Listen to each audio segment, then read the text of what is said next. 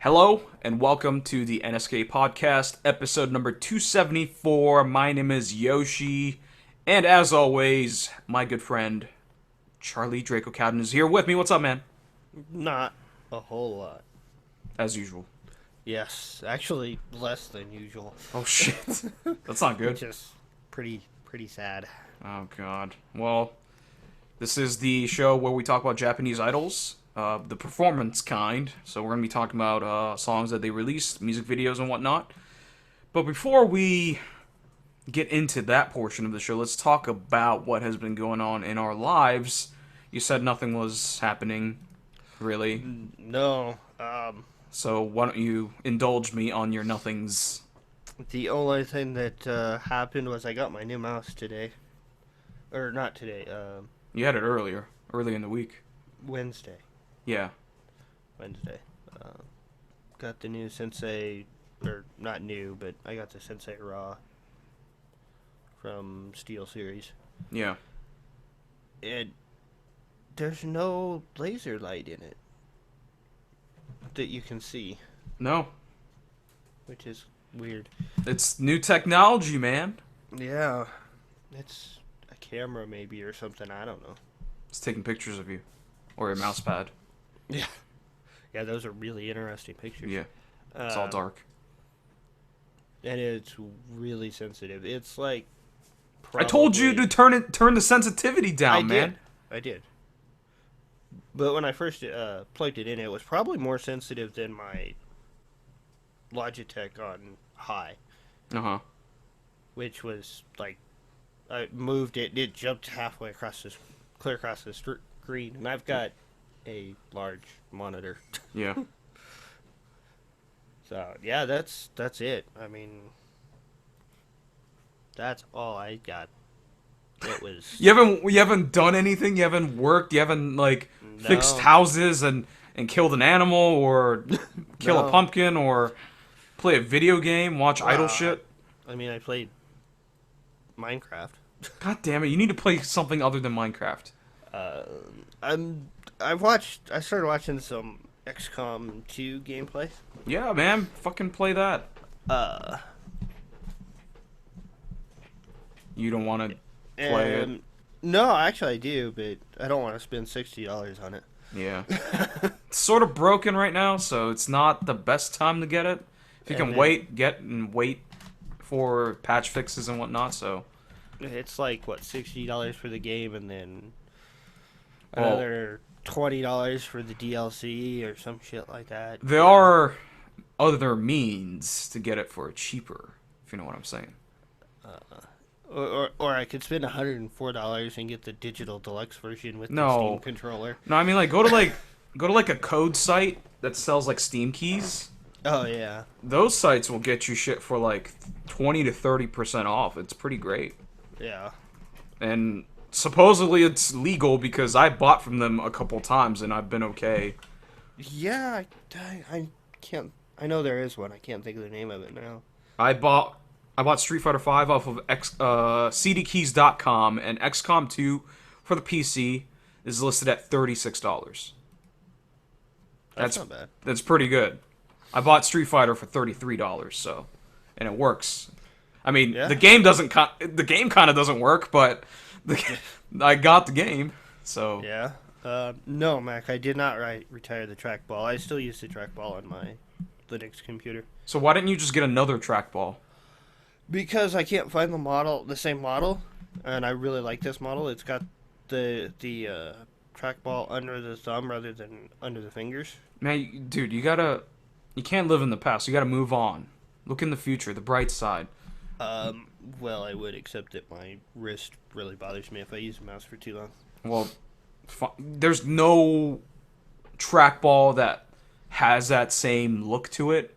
It doesn't have to No. be the same brand. Nope, I've looked. They're all center ball with the under your middle fingers. Really? Yeah. I thought most trackball mice would have the trackball around where your thumb is. Nope. Is it not? Really? Nope. Okay. Well, that's There's a couple, but the one I want is $200 now. There's a Logitech M570 with the trackball on the thumb. Yep. Get that one. Logitech wireless mice are really good. I don't remember which model this one is. It's not the M70, but... Yeah, it's on Amazon, dude. Logitech M570 wireless trackball. If I were to use a trackball mouse, I would use this one.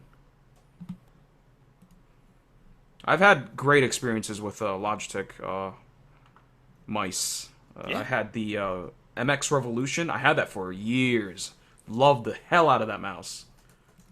But then I became that guy that was like, I'm never using wireless mice ever again. Because, I'm like a hipster like that, I guess. Yeah, I really don't like wireless mice. Yeah. But, yeah, the M570 is very similar to what I have. Mm-hmm. But mine's the wired version of it. Okay. And I really like it. I've used this thing for years, but if I go looking for one now, it's like $150 for it. Yeah. Well, you're gonna have to find another replacement. I also had another Logitech, what was it? The Marble, I think it's called, trackball, Okay. which had it in the center. Yeah, the Logitech optical marble mouse. So you're essentially using the ball with your middle finger, right? Yeah, you use your like two middle fingers. Yeah, that's crazy. I'm trying to imagine It's how you would do it, because for the right click, you're going to be right clicking with your ring finger, right? I'm assuming. no, you'd use your thumb for the right click. What Or the left hell? click. Yeah. So the right click is your index finger? Yeah. Oh my god, that's so weird. Yeah, because the buttons on that one are actually on the side. So you hold it like this. Oh and then you god. got your buttons on the side. That's so weird. I can't do that. I'm too used to regular. But yeah, now almost all the ones you find now, they're either in the middle or are like to the left or the right side of the mouse. That's weird. So you're using fingers instead. And I prefer the thumb. It's more natural for me. I imagine that all trackball mice were all on the thumb, because that seemed like the most natural position. Yeah. That's weird. Yeah. I didn't know. And then you got a lot of them that are like handheld, little ones. Handheld, so you you hold it like Yeah, like a in your freaking fist? gun. What the fuck? But yeah, they're for like laptops and stuff. So they're really small. So what? Do you hold it in the air, or do you just rest Yeah. it on the table? Yeah, you hold it in your hand. Your clicky button is like your index finger. You hold it like a gun. Well, but you can rest your hand on the table or something, right? Yeah, you could. Yeah. Okay. I was about to say, like, you have to, like, do one of these the whole time to, No. surf the porns on your computer. And I just find those. I actually had one for my laptop, and it way too small. Yeah. That doesn't seem comfortable. Yeah, it wasn't bad. It was just really small. Yeah. That's what she said. No, that's not what she said. Oh, big man. All right, so you didn't watch any anime, you didn't watch any, not that you watch anime, but you didn't watch any TV shows or idol No. TV programming at all? No. Dude, come on, man. I listened to the Momoclo albums. Oh, I was wondering if you're going to bring that up. How did you like I'm that? kind of disappointed in them, honestly. Oh. Amaranthus, not that good. Oh. The first like 5, or no, the first Let me pull up the track list. 7 songs were mixed really well, and then all of a sudden my ears are bleeding because the next song is just, oh my god, loud.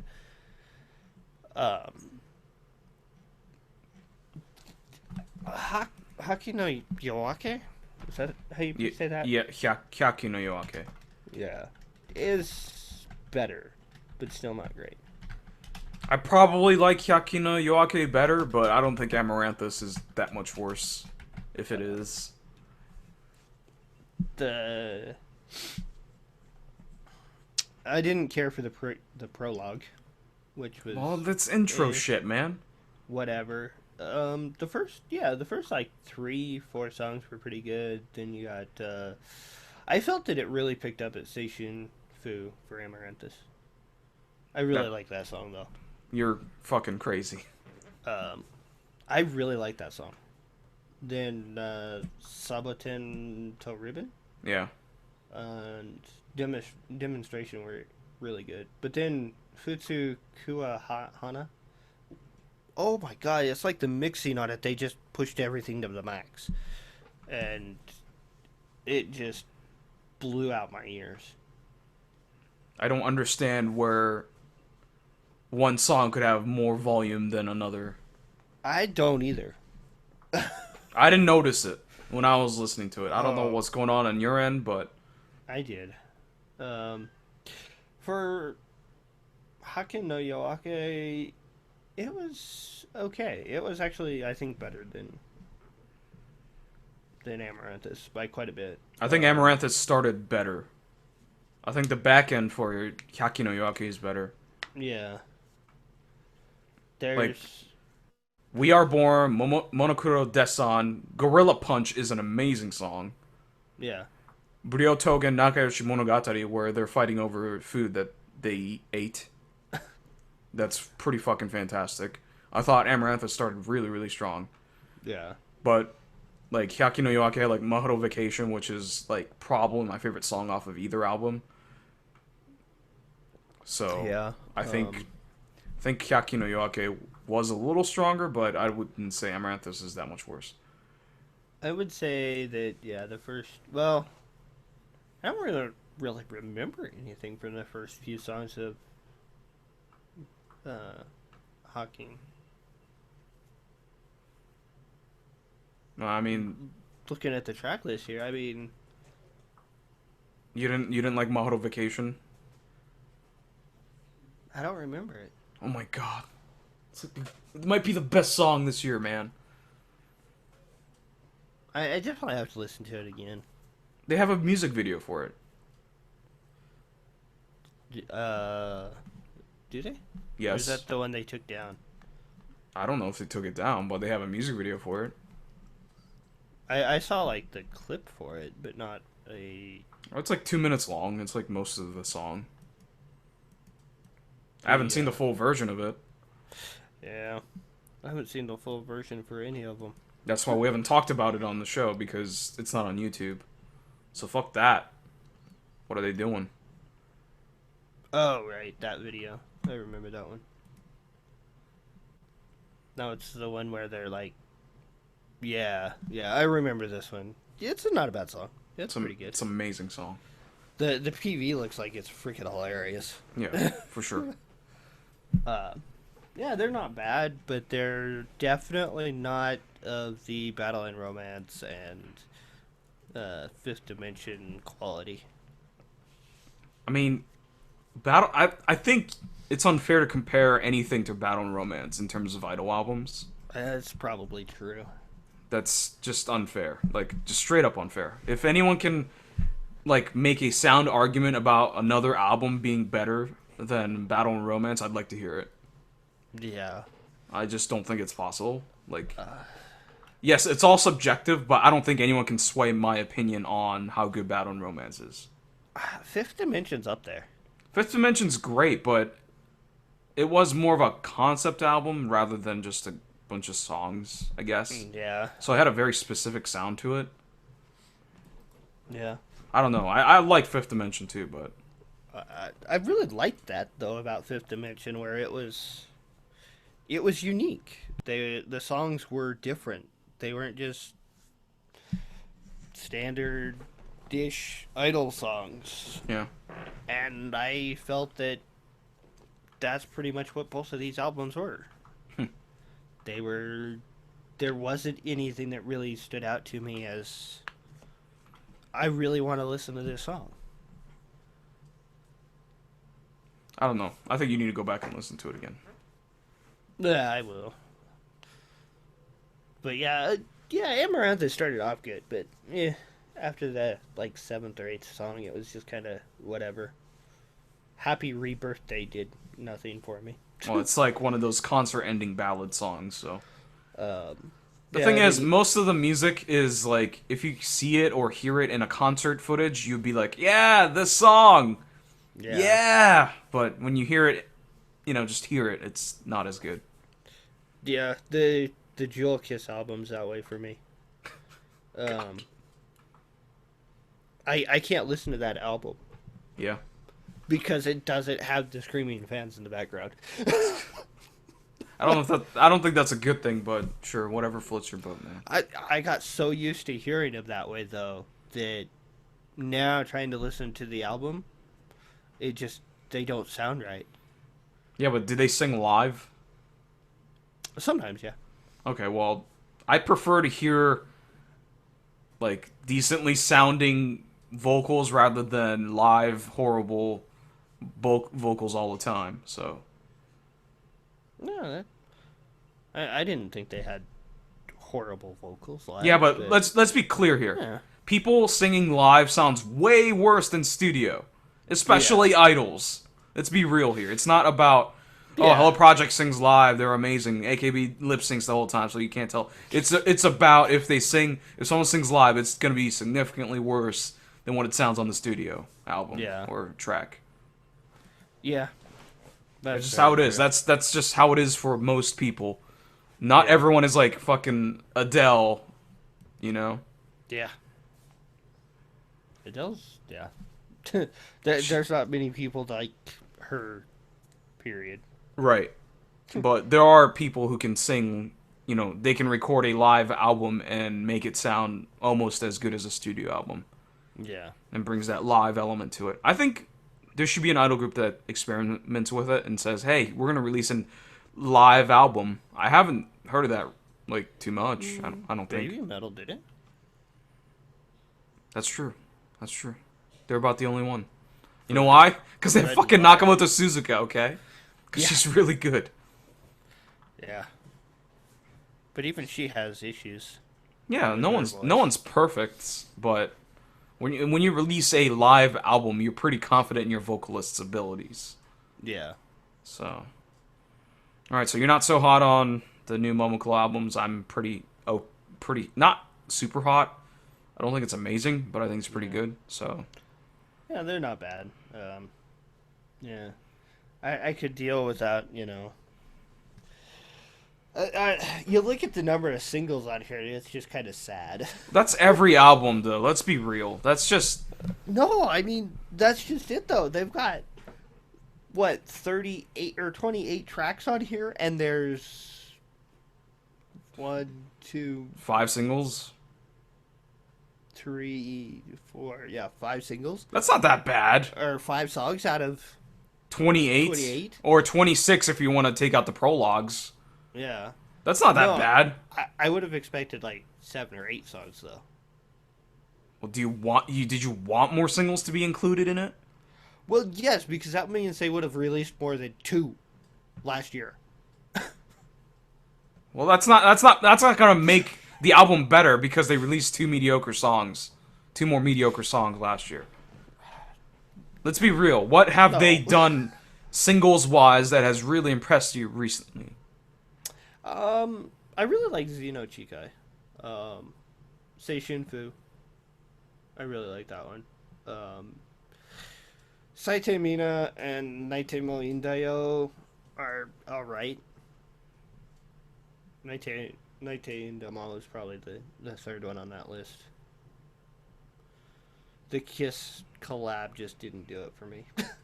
See, what I do is when I listen to an album with a whole bunch of singles on it, I just skip the singles because I've heard it before. I want to judge the album on the album songs.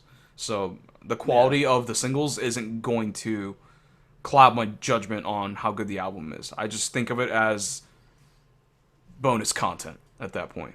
But a lot of groups, they'll release 8 singles and then release an album, all 8 singles, and then 3 B-sides end up on the album, and you're like, fuck, more than half the album is fucking singles. A lot of groups do that. So at least when they did this with 2 albums and only a couple of singles, I feel like they produced enough content to warrant 2 albums, and it was pretty good. I think it was a good job. Yeah. Oh yeah. It also means that they don't have to release another single for like the next year and a half. They're probably not going to release a single until like November, let's face it. Yeah, at least. And it's going to be a ballad, and I'm going to hate myself. Maybe. They might not release a single even then. It might be January before they release another single. I wouldn't be surprised. This buys them enough time to not do any releases. They'll just tour with all these songs, and then that's it. I mean, it does increase their discography by quite a bit. Yeah. So you have to take this as they released 4 singles at once. Great, guys. But yeah, it's not super hype for the rest of the year. I wouldn't even say that I would want to necessarily go see their stadium tour based off of these, because their stadium tour is based off of these 2 albums. Yeah, but let's face it, some of the songs that aren't impressive are probably going to be way more interesting live. That's true. As it is with most Idol songs, and probably a lot with Momoclo. Yeah, as it is with most Momoclo songs. Yeah. There are a lot of Momoclo songs that I'm not familiar with that I don't listen to on a daily basis, but when it comes up in a concert footage, I'm like, hell yeah. Yeah. So. Yep. Alright, so anything else? Nope. Okay. What about you? This has been a gaming heavy week for me. Getting your butt kicked in Street Fighter? Get my ass kicked in Street Fighter 5. That came out Tuesday. Servers were on fire the first day, so I couldn't play anyone. It was just me playing against AI. That was not... I mean, that was cool because that gave me a chance to learn my characters, or learn the 2 that I'm practicing with. I still don't... I am maining Ken and Nash. Wait, is that Nash? I think it's Nash. See, the thing is, Street Fighter fucking converts names, okay? Nash is Charlie in Japan. So, fuck, you know? And then Bison is not Bison. He's Vega in Japan. And Bison in Japan is Vega in the U.S.? Vega in the U.S. Vega in Japan is Balrog. No. I have my... Okay. Vega in Japan is Bison here. Bison in Japan is Balrog in Japan. And Vega in Japan is... No, Balrog in Japan is Vega in Japan. Wait, Balrog in the US is Vega. No. Okay, They're all swapped. Because they're like, okay, this black boxer character can't be named M. Bison because that's too close to Mike Tyson.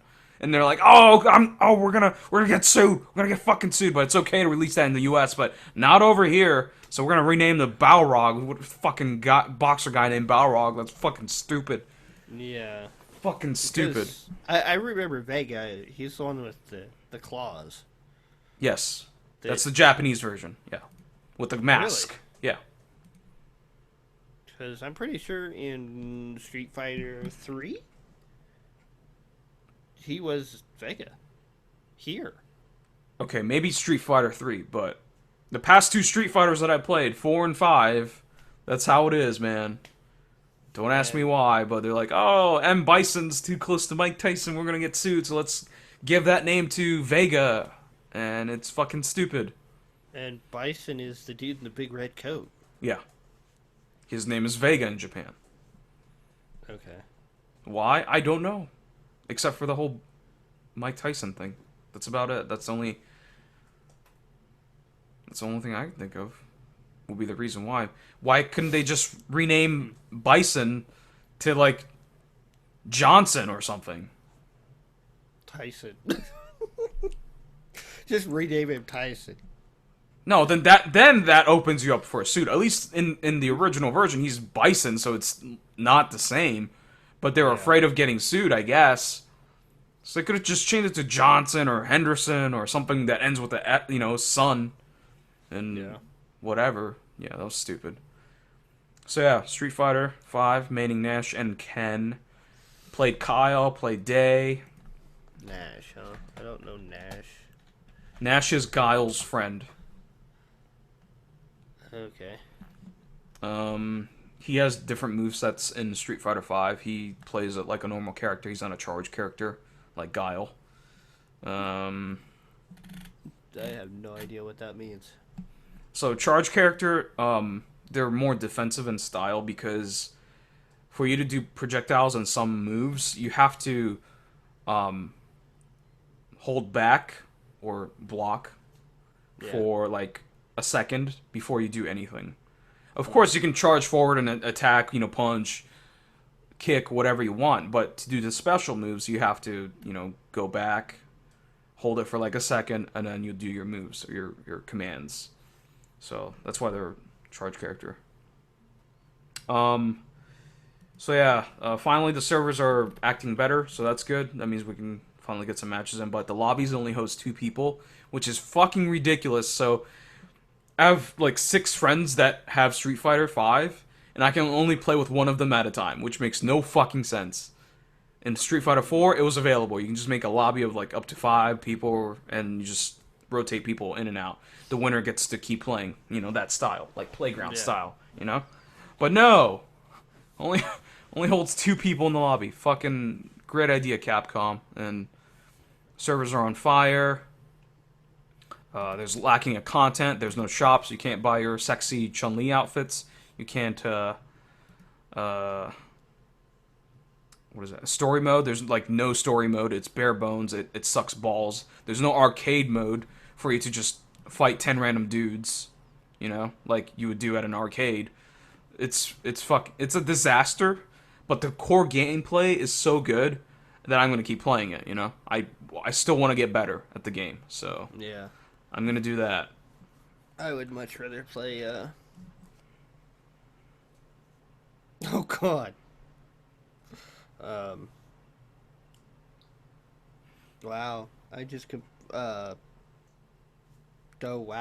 completely blanked on it. Are you thinking of a fighting game? Yeah, King of Fighters, Tekken? No. Skullgirls?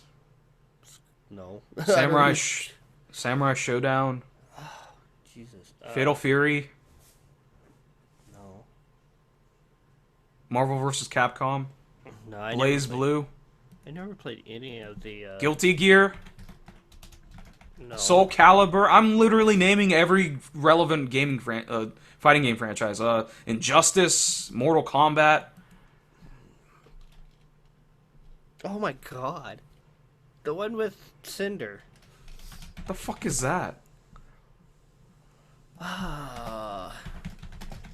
I literally named like every relevant fighting game Killer franchise. Instinct. Oh God, the one that I didn't name. Yeah, no, because that's Xbox. No, it's Super Nintendo. Well, yeah, but they made it. They made it for Xbox. Yeah, and they freaking monetized the shit out of it. Yeah, it's free. It's like free to play. You could like pick characters for a free character for a week or whatever. No, it's seasons. Oh, whatever. But So you can got unlock all season the 1 and season 2, and you have to buy each season to play all the characters. And they split up the original cast between the 2 seasons. And Yeah, but you can buy all the characters at once if you want. yeah, Which would be essentially paying for the whole game. it's really funny. My brother has it because he got it with his Xbox One that he got used. So I installed the game, and then the next month they had it free. Great. With gold. Mm-hmm. So I downloaded like the 70 megabyte patch that basically unlocked it for my hard drive play instead of having the game disc. So I can play season 1 now without actually having to ever pay for the game. That sounds like you're still limited, though. Yeah, I can't play any of the characters from season 2. Yeah, that sounds stupid. I would not enjoy that. That's why I don't play League of Legends. Yeah.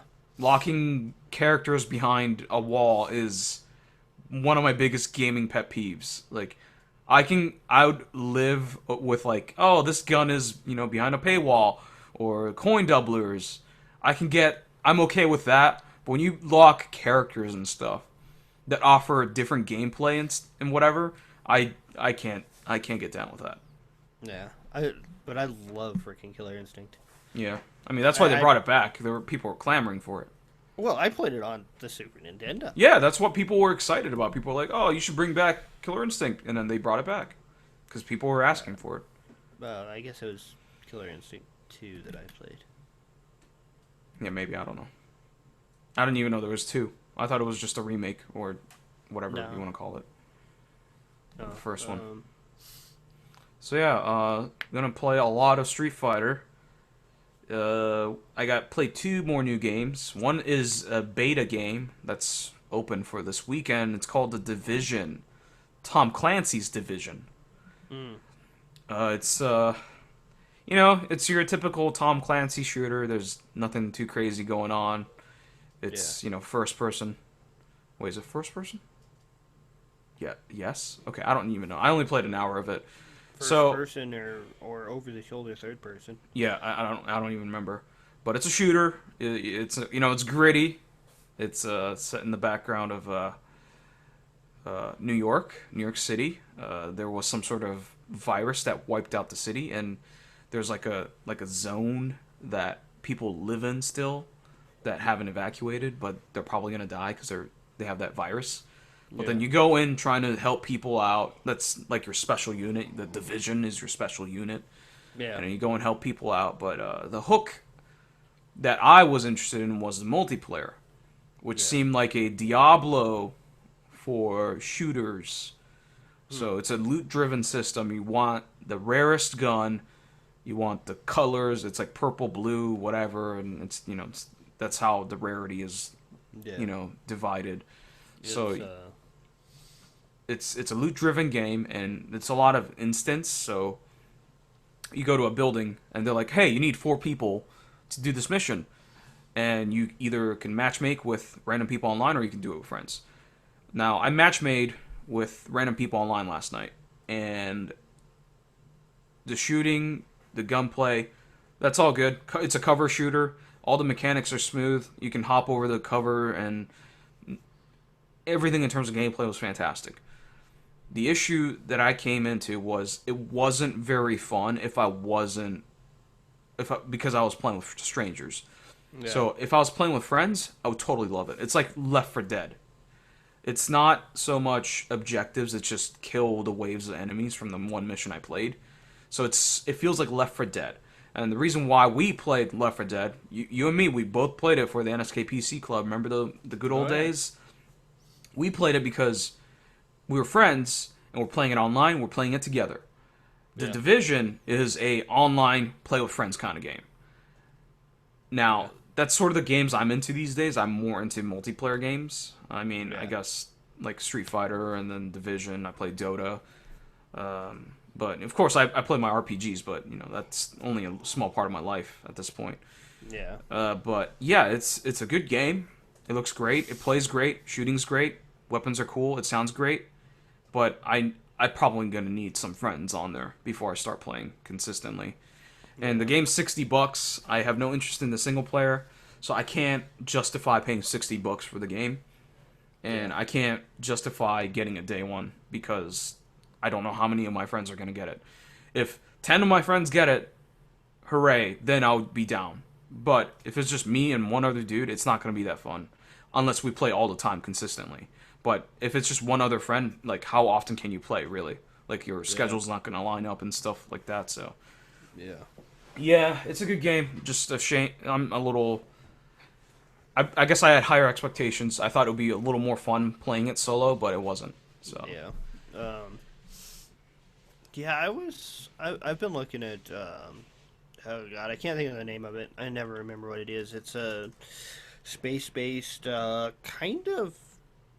like MOBA type design with ships, but you can ships. Well, kind of. It takes some of the elements from like MOBA gaming. I know there's a couple of people on Twitter that play it. but you travel to different sectors and you have to defend your base and kill the other team. And it's pretty looks really fun, but Well, if you tell me what it is, I would fucking let you know if I want to play with you. I haven't gotten it. It's I think just came out.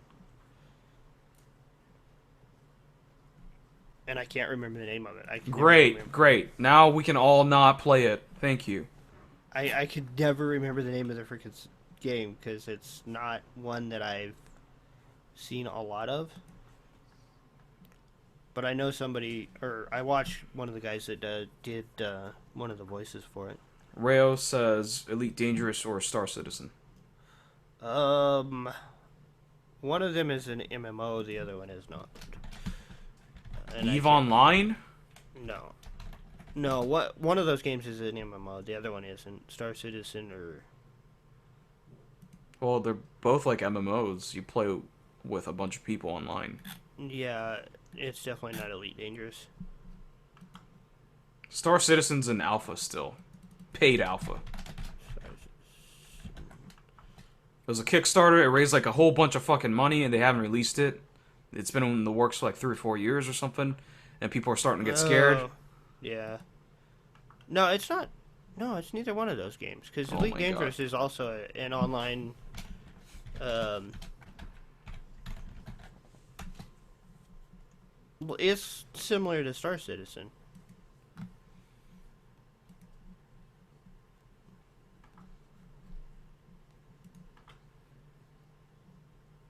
This is oh God, I'll find it. I don't know. I don't have many hopes for you naming things because it took you like 5 minutes to name Killer Instinct, so. I had to look up Cinder to figure out the name of that freaking game too. Which is just sad because I really do like the game.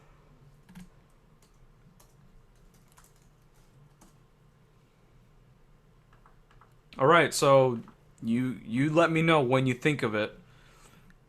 The other game I've been playing is Fire Emblem Fates Birthright. So I've got a couple friends that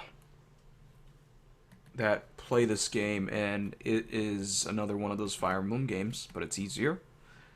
And they made some interesting choices in the gameplay. There's like a hub world, sorta, in between, you know, levels that you can access and upgrade weapons or buy weapons and whatnot. So they made some interesting choices there. I'm looking forward to playing more of it. I have like 3 hours in it already, so yeah, it should be fun.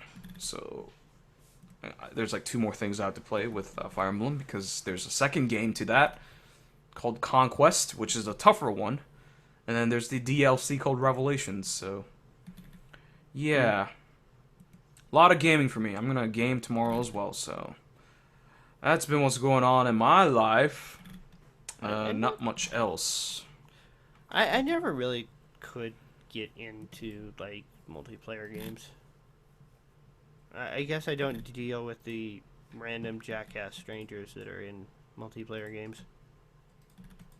Well, don't you play Minecraft?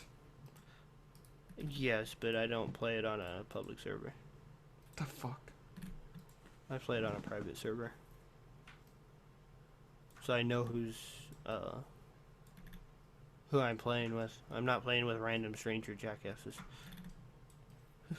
Yeah, I mean, that game opens it up to griefing and stuff, so makes sense. Yeah. Alright. So that's the catch-up. Let's get into the idol stuff. Might be a short show. There's a lot of stuff to talk about. It's just, not sure if I'm too hype about it. Spoiler alert. Yeah, I can agree with some of that. First up, Hashimoto Kanna's solo debut single, Sailor Fuku Tokikanju. So this is a cover of a 80s idol song and a movie or drama that was really, really huge in Japan at the time. This is the cover for it. Yeah, this seems like something that would... Fractured Space, that's the name of the game. I have never even heard of that. I'm not surprised. This seems like something that would have been like, oh god, Yo-Yo Cop, that Matsuda Aya did a remake of. Mm-hmm.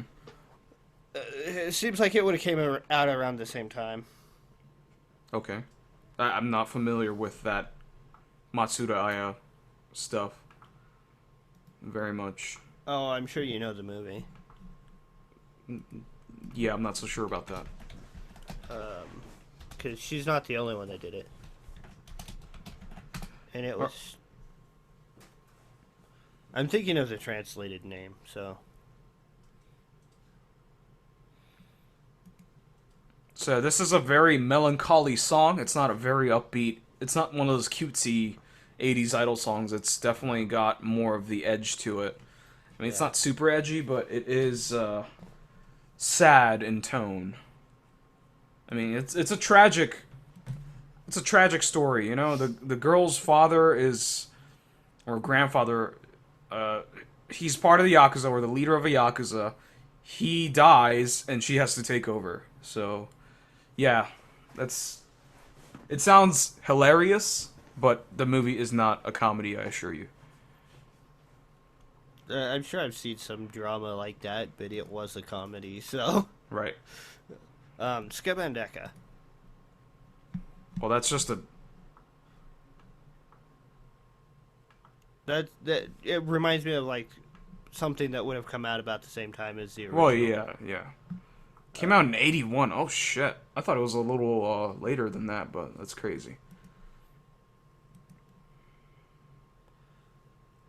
So it's very, it's a classic movie. It's one of those movies that people will always remember as maybe not the greatest movie in Japanese film history, but one of the most memorable ones, just because of the cultural impact that it had. And here it is, back again, being covered by... The Once in a 100-Year Idol, or... No, 1,000. Whatever. Apparently 1,000. She's not that cute. Really. That's very subjective. I do not see the appeal in her. I don't. Okay. That's a very subjective thing. I think she has very, very cute qualities. Okay. Name 10 people that are cuter than Hashimoto Kanna. Momota Kaneko. You're... Adios, Momoka. Wow. All of Momoclo. Dude, I'm a Momoclo fan. I'm not a Hashimoto Kanna fan by any means, but I would say the general public would favor Hashimoto Kanna's looks over anyone in Momoclo. Probably. Well, that's just... I'm just telling you right now. Except maybe, Sasaki, but yeah. I think they would pick Hashimoto Kanna over anyone in a Momoclo. That's not a personal opinion. I'm just saying. I'm guessing what the general public would say. Like half of Ebichu. Yeah. Well, that's not how Japan works. Unfortunately, it's about hype. It's about buzz. It's a small country, so if you build up even a little bit of buzz or hype, you're gonna get somewhere, which is really nice. That's the thing about Japan. Yeah.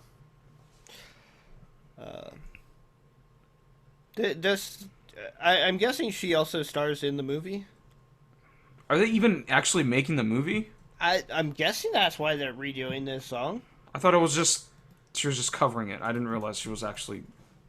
Well, I tried to do like a translation of the description, but it failed pretty hard. But I mean, from the looks of it, with the way that the scenes are shot, it looks like they took like some of the making footage from the movie or from a movie, and put in the music video. So I'm reading it. It is I guess a remake. It's called Seiraf Kuto Kikanju Sotsugo. So I don't know if it's a sequel. I'm assuming it's a remake. But yeah, she stars in it, and it's out in March 5th. Yeah. This song's great. I've always enjoyed this song. It's got a really super atmospheric feel to it. I like the instrumentals. I'm not hot on the vocal melodies. They seem flat. I To think me. it's a subtle song rather than, you know, a in your face catchy melody song. So Yeah. it's not a ballad, but it's a very soft song. So I think if I saw it during a movie, it's one of them ones that would be non-intrusive to the movie. well, I've never seen the movie. I don't know how it's used in the context of the movie, but Yeah, I me could either. I because of that I feel like I'm a pretty unbiased judge of the song because I'm not swayed by the movie in any direction, Yeah. and I still think the song is pretty good. The original. I'm speaking of the original here Oh, okay. because it's the same song. There's literally no difference in the presentation. It's sang the same way. The instrumentals are very, you know, 80s sounding instrumentals, so there's really nothing like different going on. The only difference is that it sounds better than the 80s recording and it's Hashimoto Kanna singing. Who did the original? Her name is Yakushimaru Hiroko. Okay, no, not a name I know right off, but Yeah, I mean, she was active in the late 70s, early 80s, so. yeah. Yeah, I'm not. I don't think it's a bad song. Um, I'm just not that into it. You should listen to the original just to see if it's any different. But this is not your kind of music, anyways. I know you're into more energy songs, but Yeah. I think this song has a very subtle, nice melody, Yeah. and it evokes feelings for me. It evokes like pain and sadness, which is probably not a good thing to attach to a song, but it has that kind of mood to it that I really enjoy for some reason. Yeah. So, yeah, and the PV is, yeah, like you said, it's shots from the movie making, I guess, and yeah, her singing in random places in the town. Looking absolutely emotionless half the time. Yeah, that's sort of the character that, you know, that's the movie, I believe, is sort of the character, you know. Yeah. She had to be emotionless, I believe. Yeah, I could see that. Yeah, the whole Yakuza tough image type deal. Yeah. She was like a teenage girl, like, leading the Yakuza, you know? Like, was she supposed to be, like, cheery and, Yeah. you know, excited? Probably not. Drinking sake. Yeah, I don't know about that. Yeah, there's that scene in there. Well, I don't know. I don't know if that's... I doubt she's drinking sake, but No. But I'm saying, like, I doubt that's, like, because she wanted to. That's probably Yeah. because she was in the setting, like, the character, I'm assuming. yeah. I don't know. I'm sure this movie will be pretty shit. I don't know. It looks like they got a budget behind it. Yeah, but you're relying on Hashimoto Kanna to carry a movie. Is she the next coming of This is Robert De Niro? You know? I mean, I wasn't too hot on, Masuda Aya playing in Scamandeka, but she pulled it off. Right. Her and Ishikawa Rika. Was that a Hello Project movie remake, or was it like a legit like studio remake? No, it was pretty sure it was a legit remake. Okay.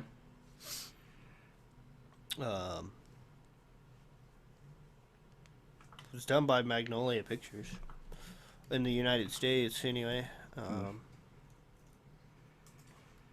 Yeah, it was produced by Kunimatsu Tatsuya and written by Maruyama Shoichi. Yeah, I don't know who those people are.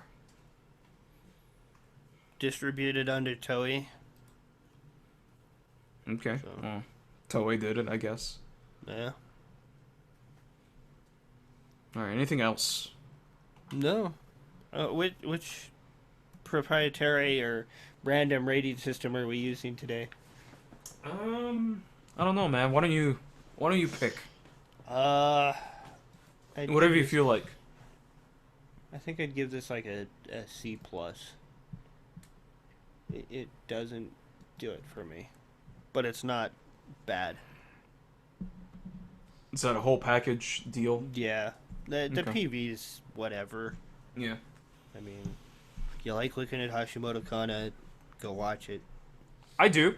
And I could really do without the movie scenes. If it's Yep. just her walking around in the city and having landscapes in the background, that's when I would have said yes. That's much preferred. But yeah, with the random movie takes, it's just weird and Yeah. kind of unnecessary.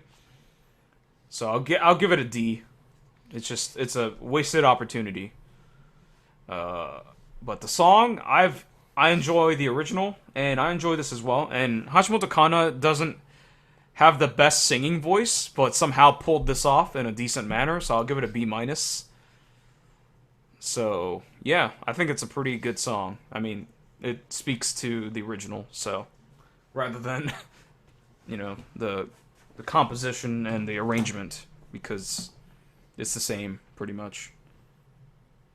So yeah, that's Hashimoto Kanna of Rev from DVL with her solo single debut, Sailor Fukuto Kikanju. Next up, I don't know anything about this group. They're called Cream and Chrome, which is like the best group name ever. I know nothing about them either. Good. Song's called All My Wishes, Negai. They just kind of showed up in the list, and So, did you get this feeling that they're not trying very hard? yeah. They're very... Their movements, their facial expressions, they feel lethargic and apathetic. I don't know if they're nervous, like maybe it's their first time filming a music video or whatnot, but maybe they're trying to be serious and intense, but that's not coming off at all. The intensity is not there. Yeah. It feels a little like a lackluster performance by the members. Yeah, it feels very, why am I here? Yeah, they're like, they paid us $1,000 to kind of perform this song that we don't care about. Yeah. It, I just thought it was weird. and they have this, according to the dialogue, the description, if the translation's accurate, they have a steampunk theme. Yeah, they are. That's why she has goggles, because that's so steampunk. And okay. Doesn't, anything, everything but the goggles is like, okay, that just looks like regular idol outfits. Kind of Lolita fashion. Yeah. It didn't speak like it's Uh, steampunk, Yeah, there's nothing steampunk in this. except for the goggles. That's it. And lasers. I don't think lasers are very steampunk. No one looks at fucking. No one looks at fucking goggles and goes, "Oh, steampunk," right off the bat. That's just. Doesn't No, happen. I look at goggles and go, "Oh, aviator." Yeah. Oh, they're Pilot. goggles. Cool. Cool, bro. Those kind of goggles, I look at them and go, "Oh, they're a pilot, not steampunk." Yeah. And there's lots of fog in the background Yeah. that could be steam. No, I think it's just the lighting. Could be dust. I think it's just the lighting. That's possible. I don't think they're that clever to go steampunk, because I don't Yeah. think do people in Japan know what steampunk actually is, or do they just understand the visuals? Do they understand the concepts of like steam machines? I don't know. Did you ever watch the anime Metropolis? No. That was kind of, I felt steampunkish, Uh huh. but it was also like post-apocalyptic. Okay. It was a pretty good movie.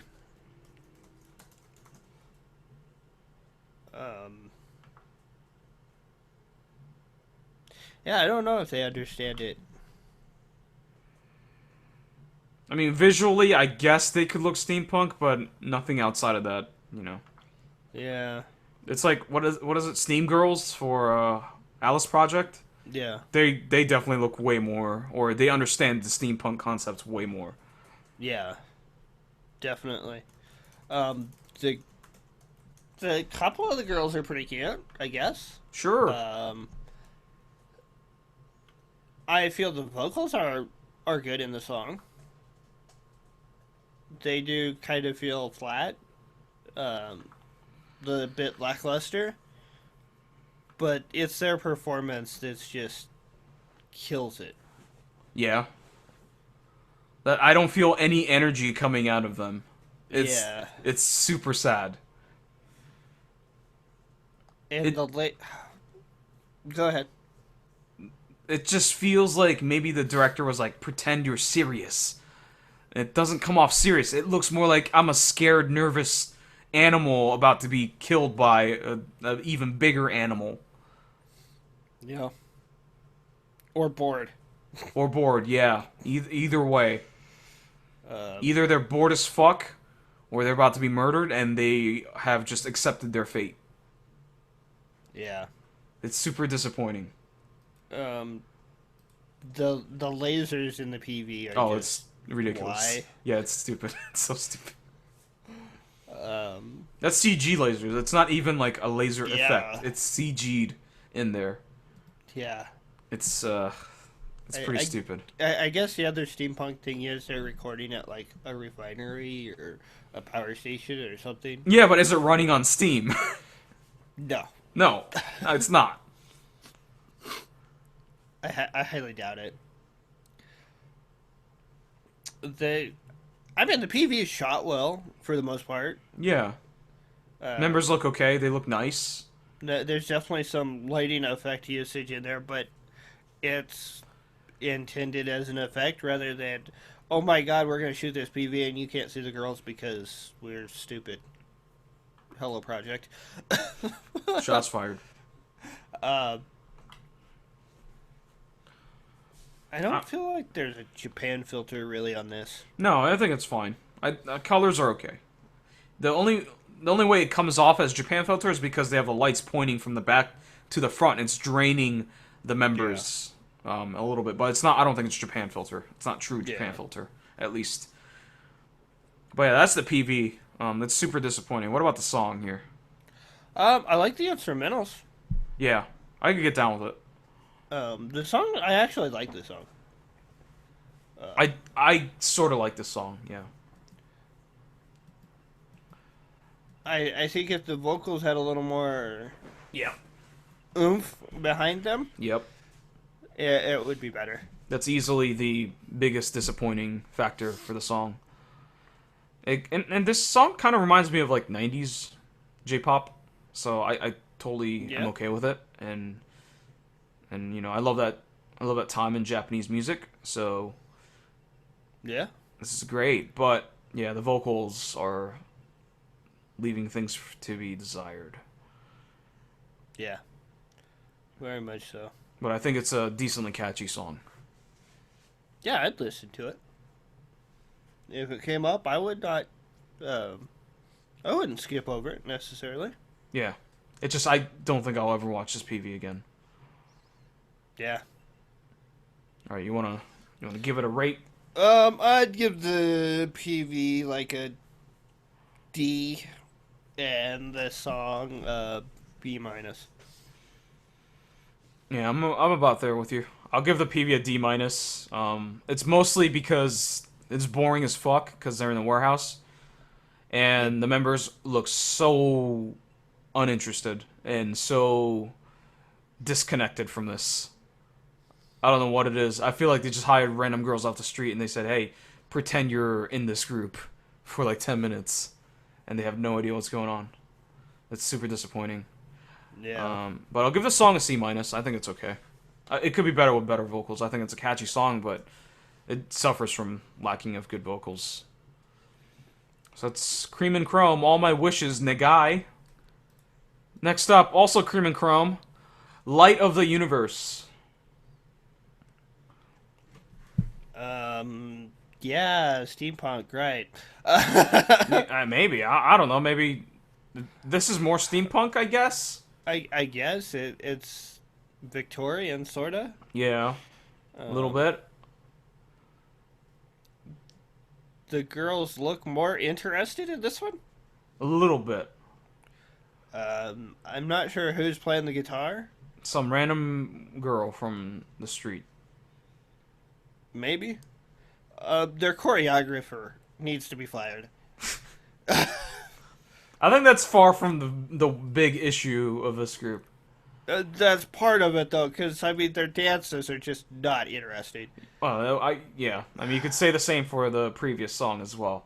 Oh, yeah. Yeah, but I think the biggest thing is not their dancing ability, it's the ability to showcase the fact that you're performing and you're trying to get people interested into you. And when you're dancing and looking like that, like super uninterested, that's the first thing as a dance instructor, like, should instruct is like, hey, when you're dancing and performing, you should look a little more interested than this. This looks fucking stupid.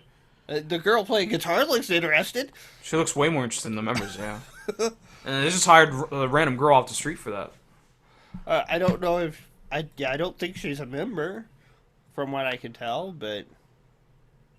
Maybe? Yeah, she's not. I mean, she's not listed in here as a guest performer, so... I don't know. I really like this song. I like this song a lot better. Yeah? I think the vocals are better. Yeah. The instrumentals are rocking. So they even credited the choreographer in this in the description. That's You're saying it shouldn't be something to be credited for. yeah. Yeah, that takes some balls to put your name on it.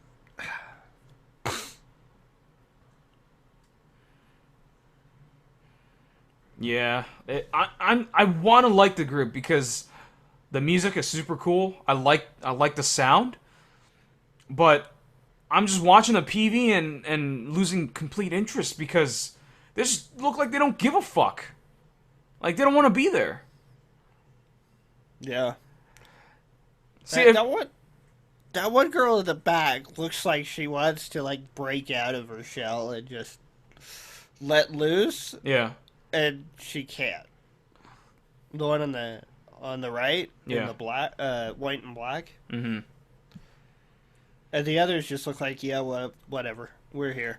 See, the concept of idols not trying and not giving effort makes sense in a bigger group where you have like one or two members that look like they're not giving effort, like Paruru from AKB or Hirono from Ebichi, right? Those are the two classic examples of idols that don't look like they're having fun or giving effort in their performances. I wouldn't necessarily agree with Hirono because there are songs where she's giving it everything. And she's giving it everything, but she looks like she's not giving a fuck, though. Well, yeah, in some cases, but... I think most cases, every time I see her, I'm like, she doesn't give a fuck. Yeah, but that's just it. She doesn't give a fuck. That's what it looks like here. The whole group doesn't give a fuck. That's a problem.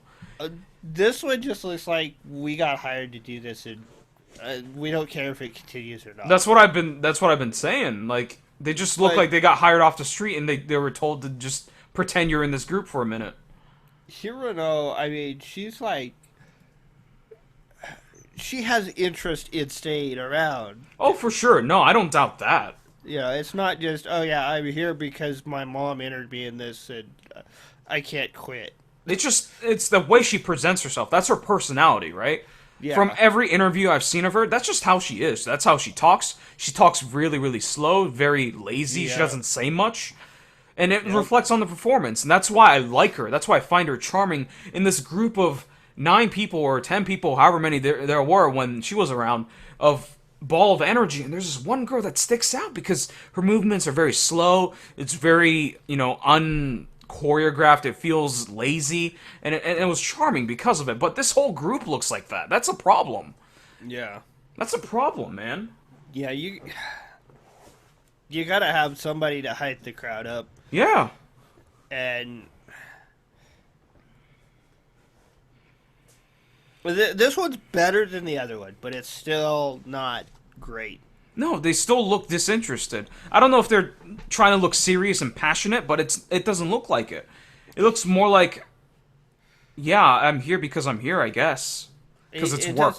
It doesn't matter if you're an idol or a quote unquote real singer or whatever. You still have to have that energy. Yeah, and see, the thing is, I was in band for fucking 7 years. 3 years in middle school and 4 years in high school. If it ever taught me anything about performing in front of people, is pretending to care that you're in front of people, pretending to entertain people.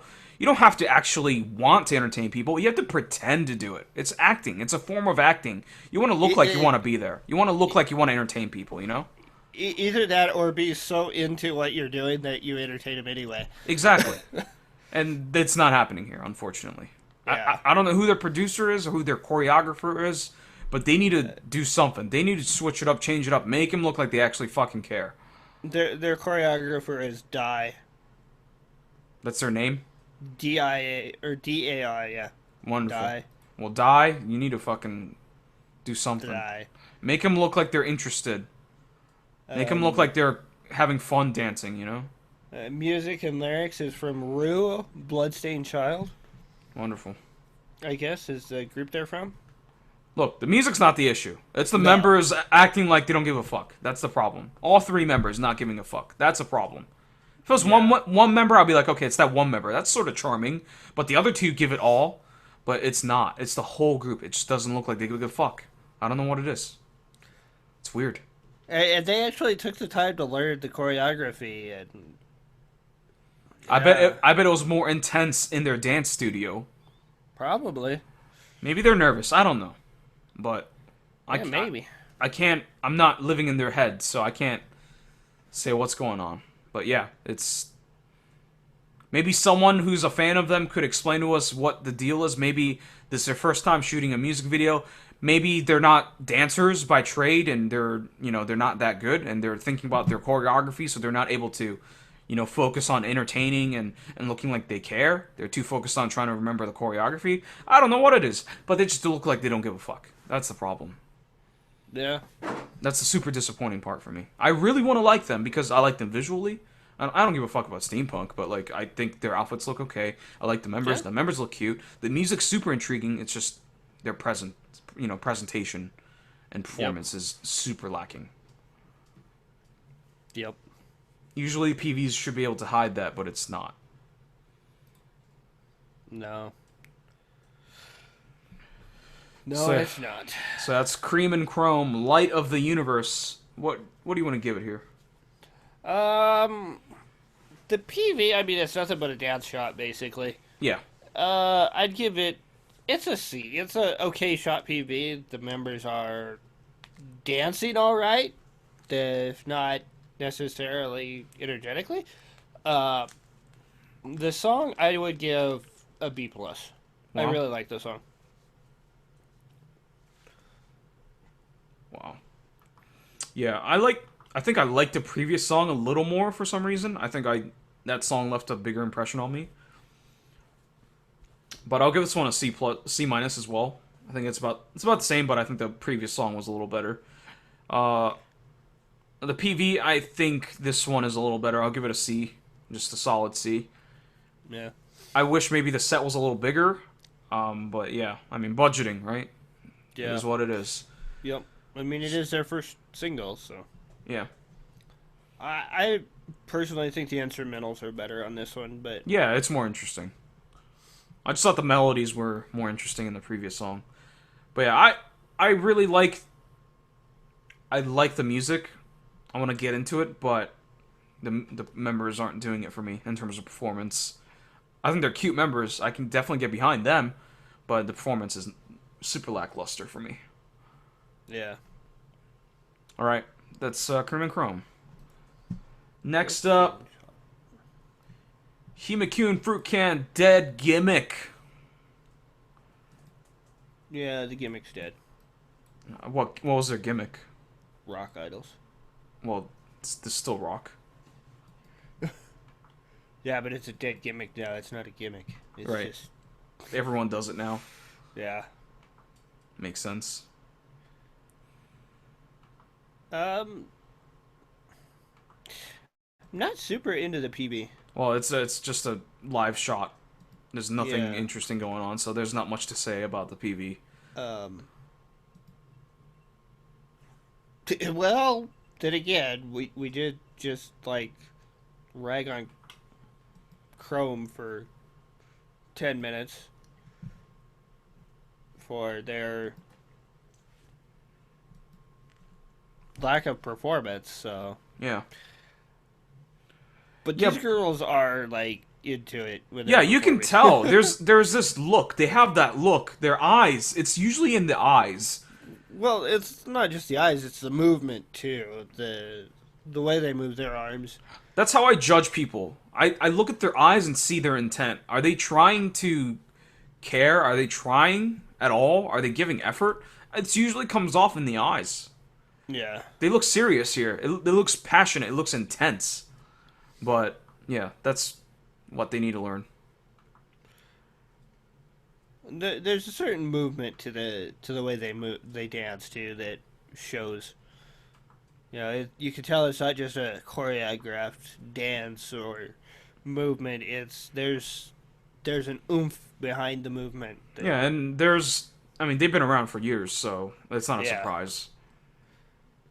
Yeah, they know how to perform. So what do you think of this song? Sounds like a Himekyun song. Which usually means there's potential, but it doesn't grab me all the way. There's potential, but it drops the ball somewhere along the line. It's usually the melodies. I'm not, like, I can't see myself ever singing to this song. The reason why I like idol music is because it's catchy. It leaves the melody in my head. I want to sing to it. I want to blast it in my car and sing to it. That's my judgment of idol songs. That's how I want my idol songs. That's not how it is for everyone. I understand. It's a very subjective thing, but that's my opinion on it. I just want to be singing with it, and maybe one Himekyun Fruit Can single has ever made me think about wanting to sing with it. But yeah, I can see that. I could see this song much more in a club than a live performance of the group. Uh-huh. If you're out partying and dancing and whatnot, yeah. But beyond that, no. Great party song, but not something you're gonna listen to all the time. Right. Just always something lacking in the melody, man, for me. I love the instrumentals. I've always enjoyed the instrumentals. It's just I can't see myself singing to it, Yeah, that's what I want. That breakdown in the middle is kind of The jazz breakdown. Yeah. See, the dance break and they do things like that. That's cool and interesting, but that's not enough to make me want to sing with it. yeah. So, and I've never been really able to get into this group. Well, you're not a huge rock guy. Oh, Idol rock. Yeah, I like rock Idol rock? to a certain extent. I Well, mean, you don't- I liked hair metal. Well, but like the Which only is- thing I can think of that you like in terms of idol rock is like baby metal and Death Rabbits. Well, yeah. You don't like this? I don't know. There's something lacking in idol rock. Well, yeah, of course.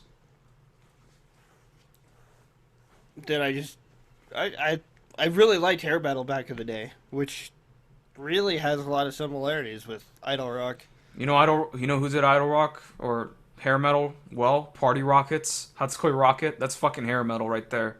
Yeah. It was so good. Nanokyun. I really like them. Never heard anything by Nanokyun. Their sister group.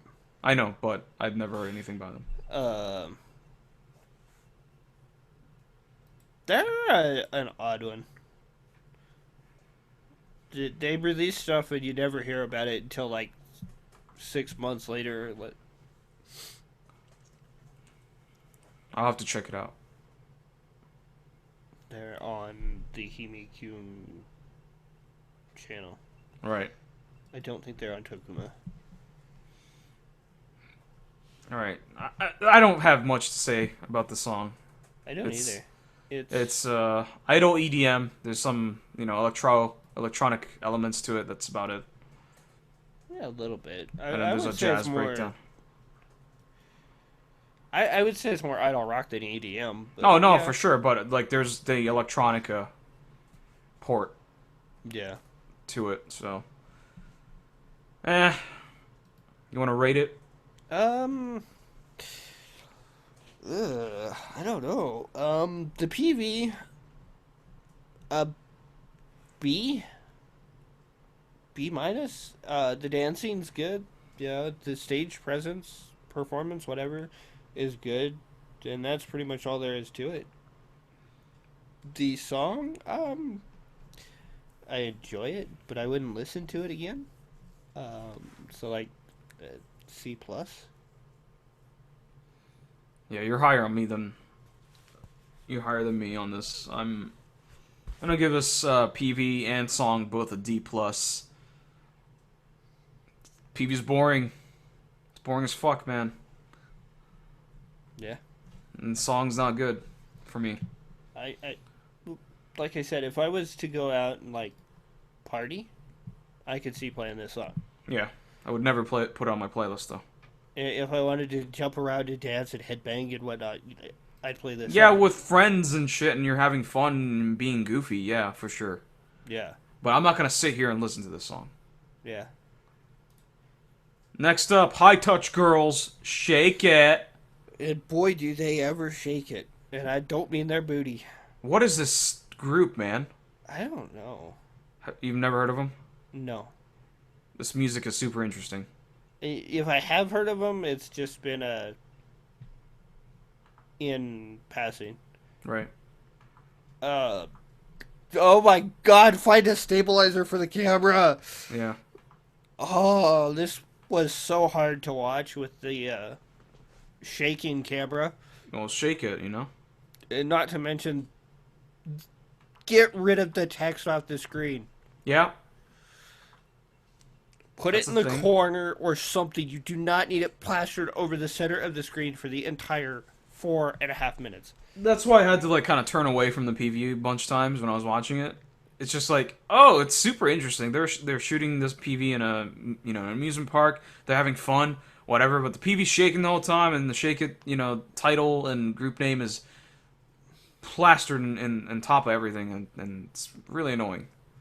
Yeah. I like the song. Yeah. I don't even know what you would call this song. I don't either.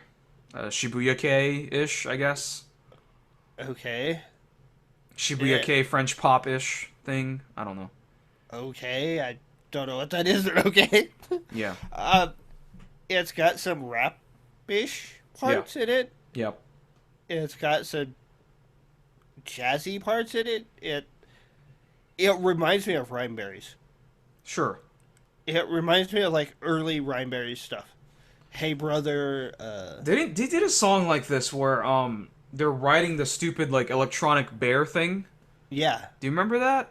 Yeah. That's a similar PV too. I think they went to the amusement park too. Yep. That's what it reminds me of. Yeah. But there's more actual singing, I think, in this song. Yeah, for sure. Yeah. Rhineberries does. Maybe more like Lyrical School, but I'm not familiar with instrumentally Lyrical. like Rhineberries. Uh-huh. So yeah, I'm not familiar with Lyrical School, so I can't say. But yeah, it definitely reminds me of some early Rhineberries. I'm super intrigued, though. The song is really interesting, and, yeah. The members are cute, so that helps. I'm guessing there's only 2 of them? I think I thought it was 3, but maybe I was looking at 2. I'm pretty sure there's only 2. At least I only ever see 2 in one shot at a time. I thought there was a 3rd member. Maybe they just look different. Let me look that up.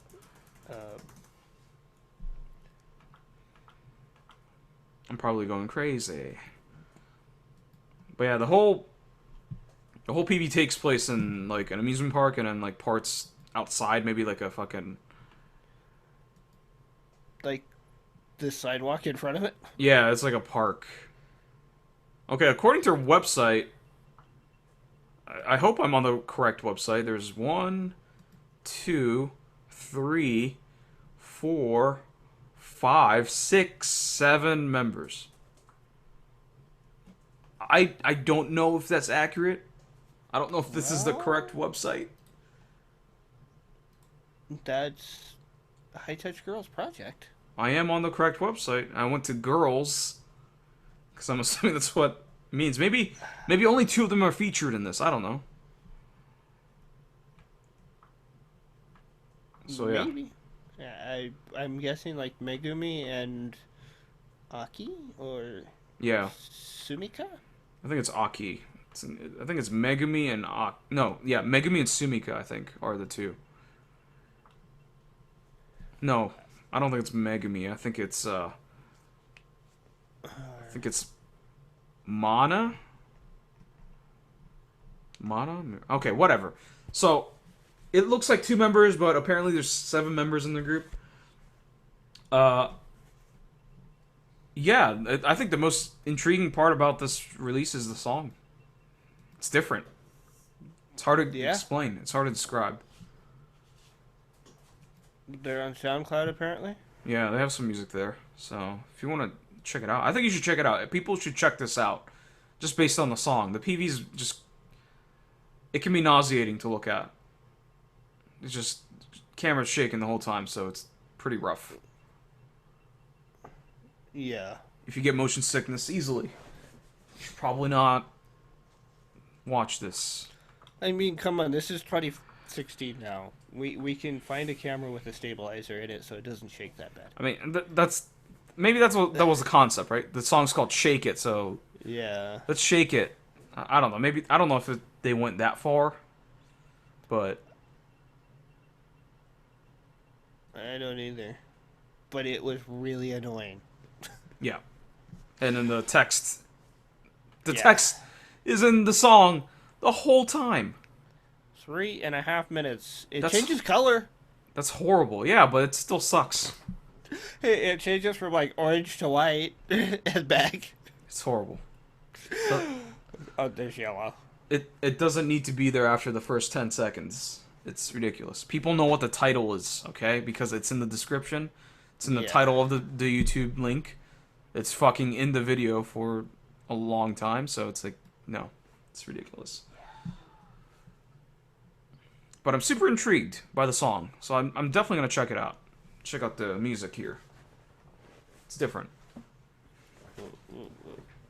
Yeah, I love the song.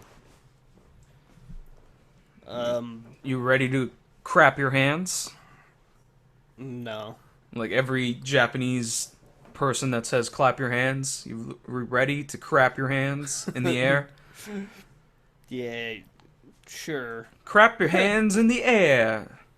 Just like you don't care. Sure. The PV, I'm going to give this one a D-. It's not quite a fail, but it's pretty close. The song, solid B+. Yeah. I really like this song. I like the idea for the PV. I like how it's shot in museum. Or not museum, amusement park. I like that. But it's the execution that fucking is horrible. So I'll give it a C-. It could have been way better. And I'll give the song a B-. Alright, that's High Touch Girl, Shake It. Next up, Kiyoshi Ryuujin 25, Love, Wife, and Peace. My god, this polygamous motherfucker. He's still on the loose. Yeah. Someone arrest this man. And now he's got kids. Apparently. It's fucking crazy. I do not get the appeal of this group. I've not liked anything that they have put out. Yeah. I don't like his voice. Yeah. I like his voice. I think it's super interesting. It's dumb. It's exaggerated, but I like it. Well, I don't doubt that. Some of the girls are okay. Yeah, I But mean, that's the point, right? He has beautiful ladies that he's married to. the camera usage in this is terrible again. Yeah. I mean, they're trying to use, like, the filter to make it look like it was shot in the 60s, you know? They're going for the tie-dye, ripped jeans, the peace sign thing, you know? But their filter is dirty. Well, that's what they're going really for. dirty. They're going for, like, the 60s look, man. Oh. Yeah, I really don't get this. And I know there's people out there that really like this. I like the group and like their music. I want to like the music. I've always had trouble liking the music. He actually wrote a song for the new Momoko album. I don't know if you know. No. He did. So he has ability. It's just that whatever he's done for this group hasn't caught me, but this is actually pretty catchy for me, so I appreciate it. I know that Mr. Playboy was pretty popular. Yeah, I didn't really enjoy it. It was This is the first one that I've actually enjoyed. Okay, he wrote Imagination on the Hyaki no Yoake album. Okay. I don't remember it right off, but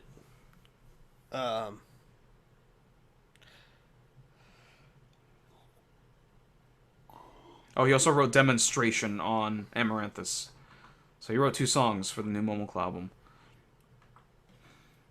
I'll have to go listen to him again. So- Well, that's how he started out, was as a songwriter. Right. And then he's like, "Oh, I want to do my own thing, so I'm going to produce my own group and have lots of girls that I marry." See, I love the idea. I love the idea of the polygamy thing, right? The harem idol group. Yeah, I love it. I love everything about it. I love the visuals. I love the guy. I think he's annoying, which is great. That's the whole point.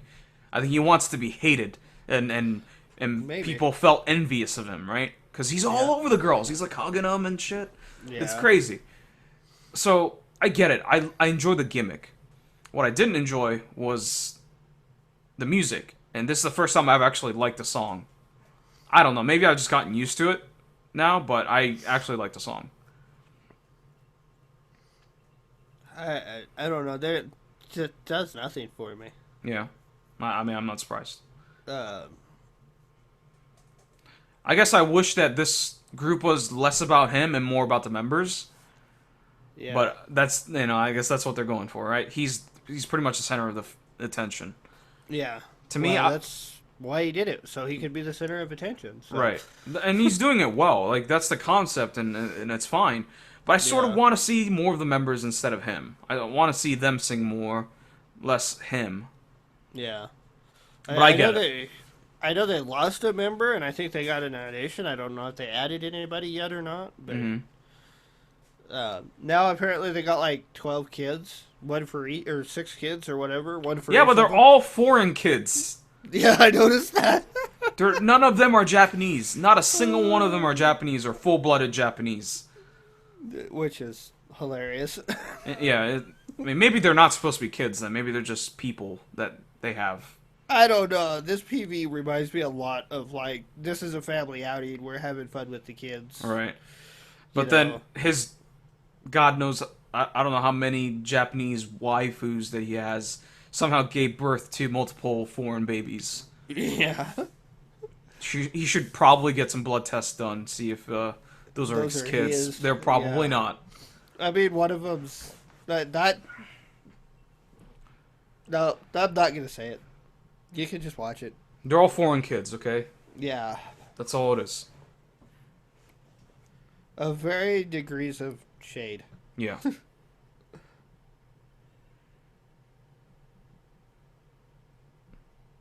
So yeah, I think it's super dumb, and I think I enjoyed it. The PV kind of sucks, but whatever. Yeah, I mean, it's artistic enough, but they're in a freaking farm. They're in a sheep farm. Yeah, just hanging out with sheep. Which, I guess it's that hippie age. Yep. Something about sheep. So if you find an Oshimen in this group, are you cucked? Like, you got cuckolded, or like, how does that work? I don't know. You're into having women taken from you? Like, is that the kind of thing? Because that's a thing. That's a genre of things in Japan. I don't know. I don't know. It's funny. I haven't watched enough to even come close to that, so...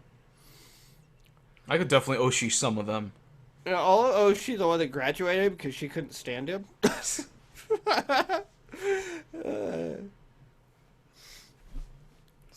So yeah, you want to give it a rate here?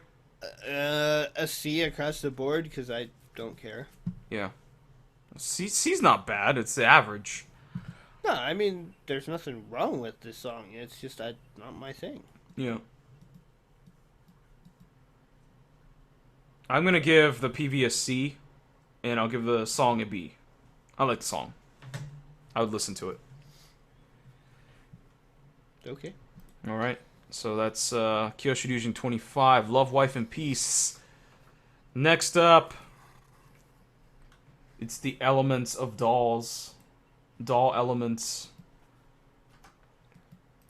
Now this Dia on the Future. other hand, this is really good. Is it? I like this song. Okay. I don't know why, but I really like this song. I was watching it, going, well, I'm pretty sure I know who this group is or know of them. We definitely talked about him on the show before. Yeah, I recognize the blonde-haired chick. Yep. Because she interviewed Maria, the goat. Weird. After she got her gun license and her shotgun. Oh, weird. On one of the Doll Element shows, I don't remember what it was called. But yeah, there's something about this song that I really like, and I don't know what it is. It's super generic.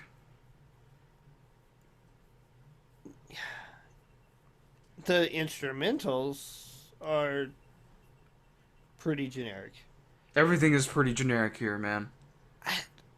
I think it's the drums combined with the vocals that really hook me.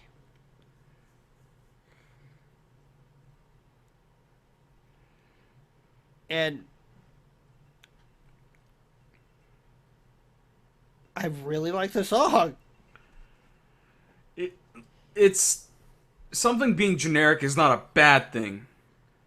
But the song, if you're going to be safe and generic and middle of the road in terms of creative input, it's got to be catchy. I don't find this song catchy.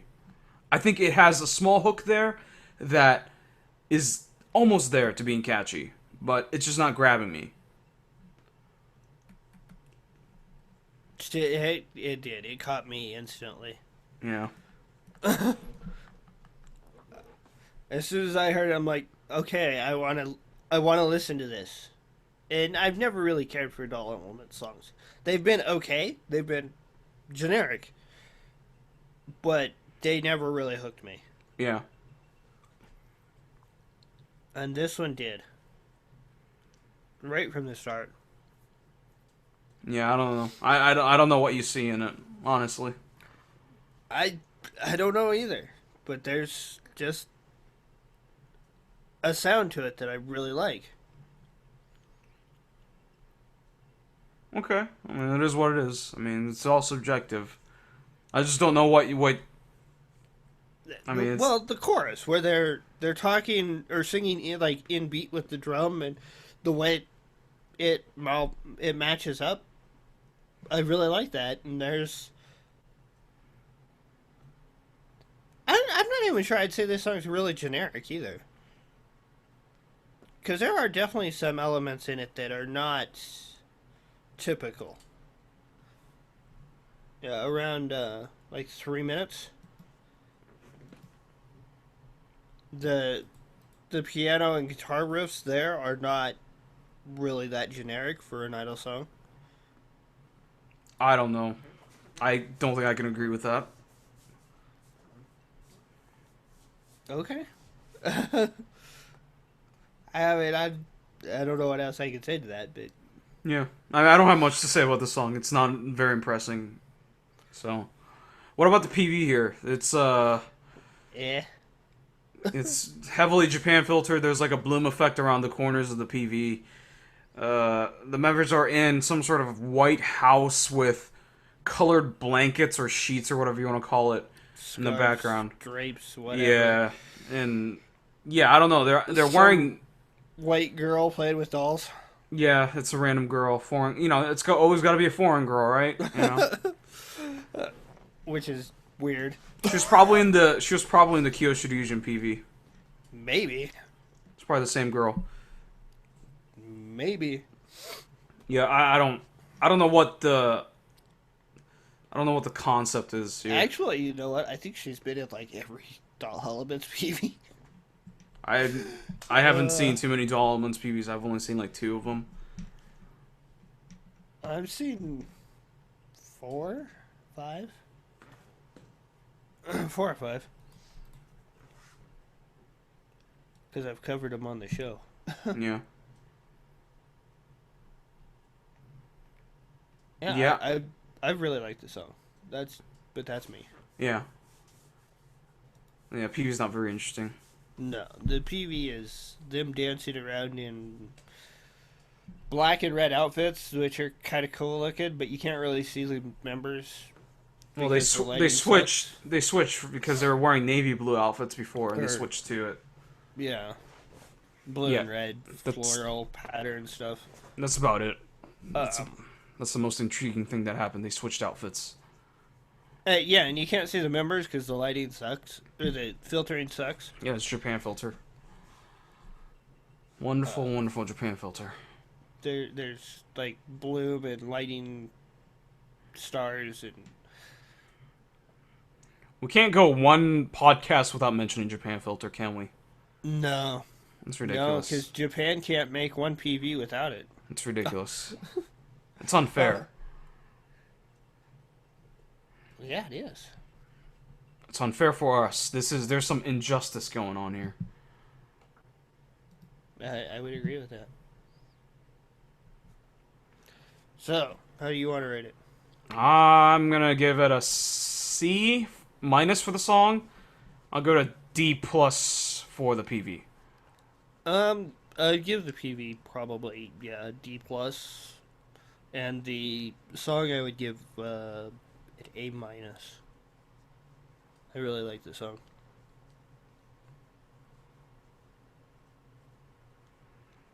All right, it's Doll Elements. Dear future. Dear my future.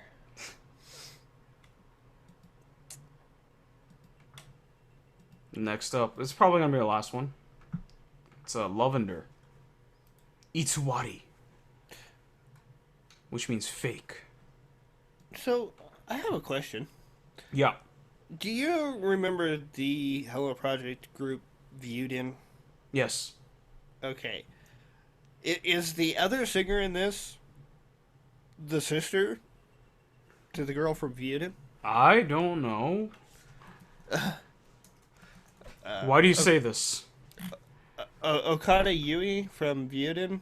Uh-huh. She looks a lot like Okada Miyu, or no, it's not Miyu, it's Marina from Lavender. Let's see. The kanji, their kanji on their name's the same too, but that don't mean nothing. I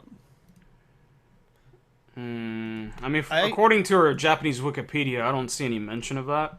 I actually did look it up because I wasn't sure. There's some facial similarities in them. And the Hello Project, the upfront wiki actually does mention that Okada Marina has a sister. Mm-hmm. but it doesn't say who. Right. So I feel like it's probably not it. Because I would think they would mention it if they were related. Maybe. I mean, Yui's pretty much left the industry, so.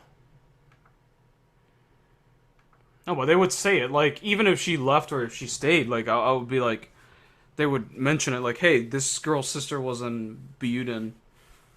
But they don't, so I feel like it's probably not it. I don't know. I'm just assuming.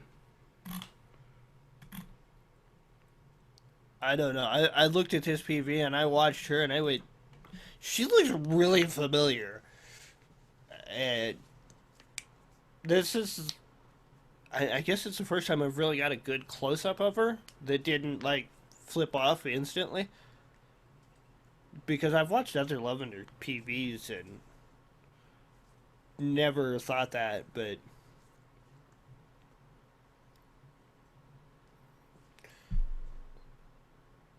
Yeah, I mean, I don't know what her sister looks like. I don't really know what this girl looks like because I haven't seen enough Lavender to remember her face. So. well, she's the other singer. I know, but I haven't seen enough, so I don't remember her face. Like, you can't tell me like, oh, close your eyes and remember what her face looks like. I won't be able to.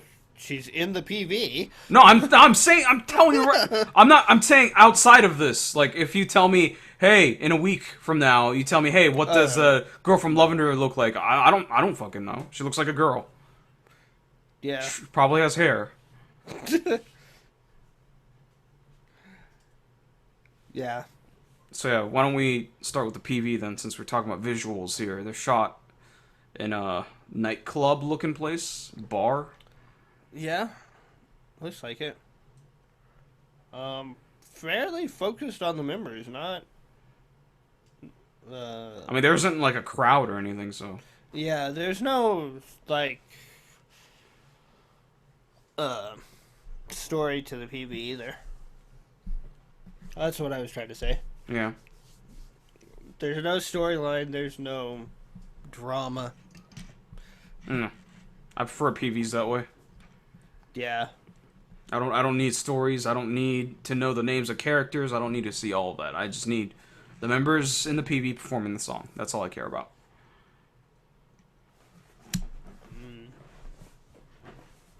Pizza Ghost asks a really good question. Is this the song that Reina wrote? He knows better than me. Say. So I don't know. I heard rumor that she wrote one. Wouldn't surprise me. I also heard rumors that Machan Misaki wrote a song. Masaki wrote a song for Lavender. Heard rumors. No, nobody actually confirmed that, but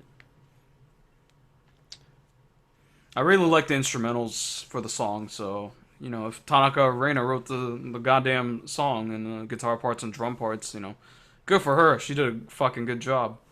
I doubt that. She might have wrote the lyrics, maybe the melody, but I doubt she got that far into it. Yeah. Because I don't think she can play the guitar. I really, really like the instrumentals. The guitar work is awesome. Props to her, to the two guitarists. I know. Pizza Ghost says she wrote both singles. And one of the guitarists composed it. Yeah, it would make sense. So, I've always had trouble getting into Lavender because their music doesn't. Can't sing. No, that's not the issue. It's not about the talent or ability. It's about the songs, man. I don't see myself like the hook. There's no hook. I don't hear that hook. You know, that makes me want to hum it or sing it. You know. Yeah, I can agree with that. But the instrumental work is fucking awesome. I really enjoy the instrumentals. I just wish they put some catchy melodies on top of that so I can listen to it. Yeah, the instrumentals for the Lavender songs I've heard, I've only actually listened to a few of theirs, Yeah. are good. But the vocals, well, I can't even say the vocals, but yeah, the melodies just don't do it for me. Yeah. It's the biggest issue is the melodies for sure. Yeah. This is probably one of their better ones I've heard. I feel like, yeah, this is probably, yeah, maybe the best thing they've done for me. Their description says something about second single. Is this like their second major single? I guess. I know they released a mini album, right, at one point. That's what I listened to, and I didn't get into it.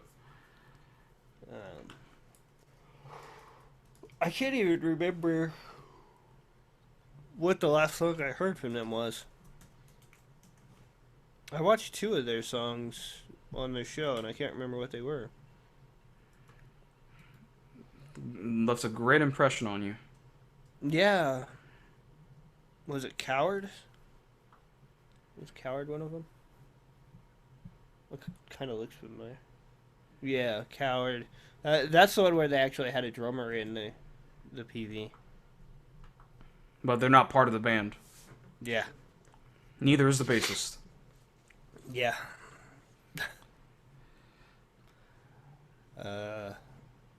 They really should just add a bassist and a drummer to the group. Yeah, I don't see why not. Might as well make it a full band. I see no logical reason not to. I mean, it's probably cheaper to contract people for concerts. Yeah, that's probably true, but I don't know. I don't have a lot to say about this. I don't have anything to say about anything we talked about tonight. It's been that kind of night for me. Orange fingernail polish does not work. I just noticed that Burrito has orange fingernail polish. Like, that does not work in this setting. Oh, they're all wearing weird colors, so makes sense. Yeah. I don't know, the orange just stood out.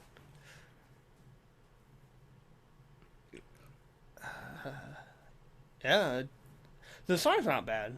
It's not bad. It's just not. It's grabby. super uninteresting. Yeah, it's not grabby. Get better melodies, then I'll listen to it. That's all I can say. I'd give the whole thing like a C-. It's just, it's there. Yeah.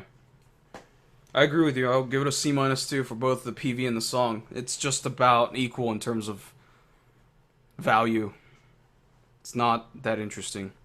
Yeah. All right. That's Lavender. Itsuwari. That's going to do it for the show, but before we end the show, we're going to plug some things for the site. NSK is where to go. Check out our podcast, articles, and all that good stuff going up. Kenny Oi translated Sacha Reno of HKT48's book, The Autobiography. Go check that out. It's in English. You know, who does that? Not too many people do that for free. So you get a free copy, essentially, of her book in English. So go check that out. You can download our podcasts at newsquakana.com or on iTunes or on Stitcher. And make sure you, when you do that, rate our podcast, leave a review, a comment, whatever you want. We just want to spread the word, get it out there, retweet, fave, do all that good stuff for us. We'd appreciate it. Thank you. And our Twitter links will be in the show notes. Draco is at Draco60, and I'm at Yoshi Rect. And you can watch the Basagasi Bakatsu the TV Friday nights at 7 Pacific time. They do an idol variety show. Just sit down, watch PVs, talk about stuff, Oceans of the Week. Really fun stuff. And selective-yearn.com for your Asian pop, urban beats, house music needs. And Yongo.com, Japan online entertainment website. And if you're watching this video archived on YouTube, please do comment, like, share, favorite, all that good stuff for us. Get the word out, man. Get the word out about NSK. And if you'd like to contribute to newsquakana.com, go to newsquakana.com. And hit the contribute button and tell us what you'd like to do, and we'll get you in here, get you started. That's gonna be it for the show. You have any final words there, buddy? No, I got nothing. All right. Well, for me, I thought this week was a little subpar in terms of releases.